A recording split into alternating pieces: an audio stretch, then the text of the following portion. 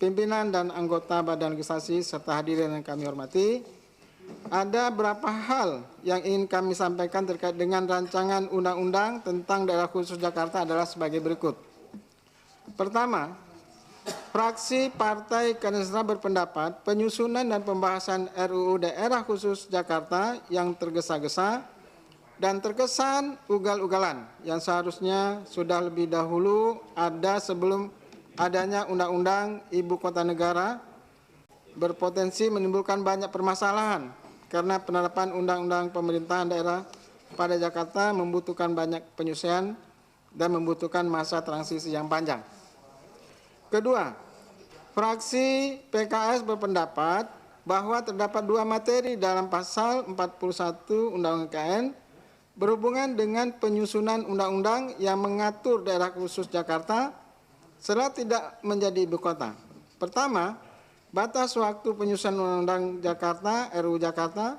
Kedua, pengaturan kekhususan Jakarta pasal 41 ayat 2 mengatur bahwa paling lama 2 tahun sejak undang-undang ini diundangkan, Undang-Undang Nomor 29 Tahun 2007 tentang Pemerintahan Provinsi Daerah Khusus Ibu Kota Jakarta sebagai Ibu Kota Negara Kesatuan Republik Indonesia diubah sesuai dengan ketentuan dalam undang-undang ini.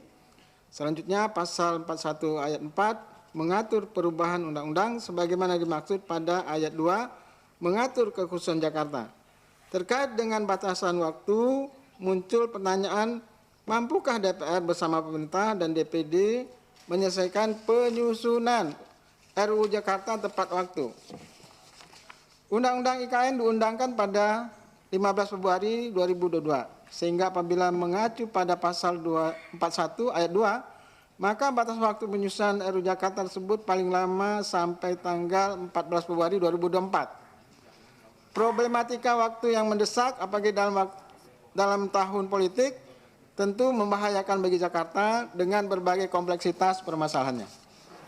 Ketiga, fraksi PKS berpendapat bahwa rencana pemindahan ini tentu akan berimplikasi tidak hanya terhadap Jakarta yang secara keruangan memang sudah tidak memadai menampung lebih dari 12 juta penduduk dengan luas area sekitar 600 km persegi, tetapi juga perlu memikirkan implikasi perubahan regulasinya. Undang-Undang Nomor 29 Tahun 2007 tentang Pemerintahan Provinsi Daerah Khusus Ibu Kota Jakarta sebagai Ibu Kota Negara Kesatuan Republik Indonesia.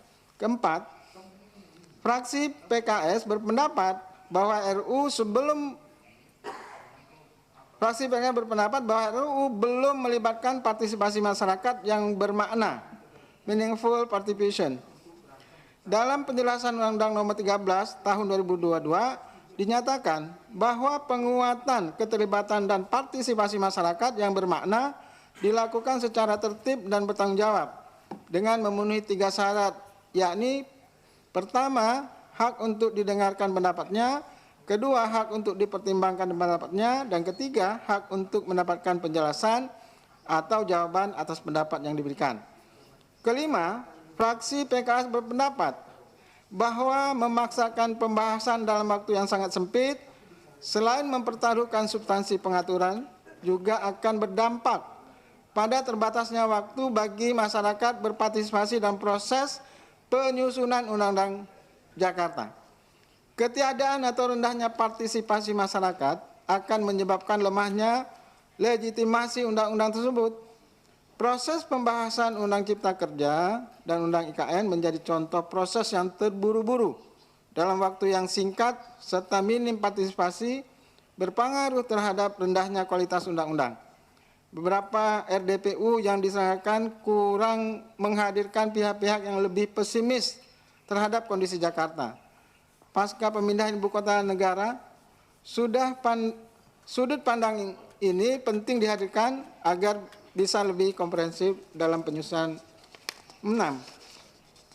Fraksi PKS berpendapat terkait kewenangan khusus bidang kebudayaan dalam pasal 22 ayat 1 huruf B tidak disebutkan adanya sebuah lembaga adat dan kebudayaan Betawi dalam pemajuan kebudayaan, pelibatan badan usaha, lembaga pendidikan, dan masyarakat dalam pemajuan kebudayaan. Fraksi PKS memandang bahwa pelibatan sebuah lembaga adat dan kebudayaan Betawi ini sangatlah penting dalam upaya pemajuan memperkuat ketahanan budaya di tengah derasnya arus budaya asing yang masuk ke tengah-tengah masyarakat. 7. Fraksi PKS berpendapat bahwa usulan tentang pemilu gubernur, wakil gubernur, dan bupati, wali kota, wakil wali kota perlu dipertahankan.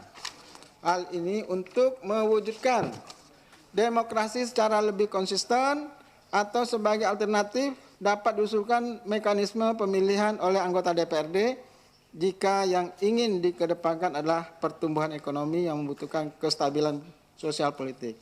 Kedelapan, fraksi PKS berpendapat bahwa belum terlihat aturan yang berupaya memberikan kekhususan yang dapat mempertahankan bahkan meningkatkan posisi Jakarta sebagai pusat perekonomian Indonesia, misalnya dengan penghapusan pajak seperti Batam atau cara lainnya. Pimpinan dan anggota Badan Legislasi serta hadirin yang kami hormati. Fraksi PKS menginginkan terwujudnya masyarakat adil dan sejahtera berdasarkan Pancasila. Hukum di Indonesia harus dapat menjamin bahwa pembangunan dan seluruh aspeknya didukung oleh suatu kepastian hukum yang berkeadilan. Untuk itu, RUU tentang Daerah Khusus Jakarta perlu dikaji lebih lanjut, terutama dalam hal pengelolaan keuangan daerah, serta wewenang khusus pada pemerintahan provinsi Jakarta. Tujuannya adalah agar tidak menimbulkan pertentangan dan kecemburuan dari daerah-daerah lainnya dan tidak menambah permasalahan yang kompleks di Jakarta.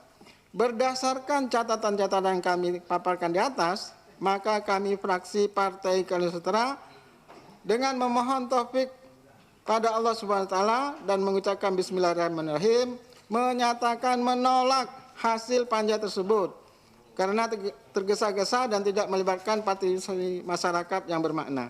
Demikian pendapat mini fraksi PKS ini kami sampaikan atas perhatian pimpinan dan anggota Badan Legislasi DPR RI serta hadirin sekalian kami ucapkan terima kasih.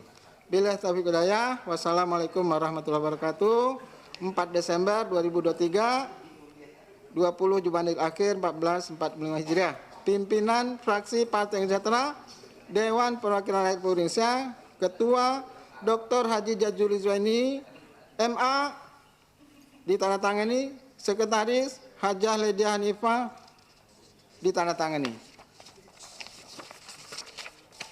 Demikian Pak Ketua. Kami serahkan Pak Ketua.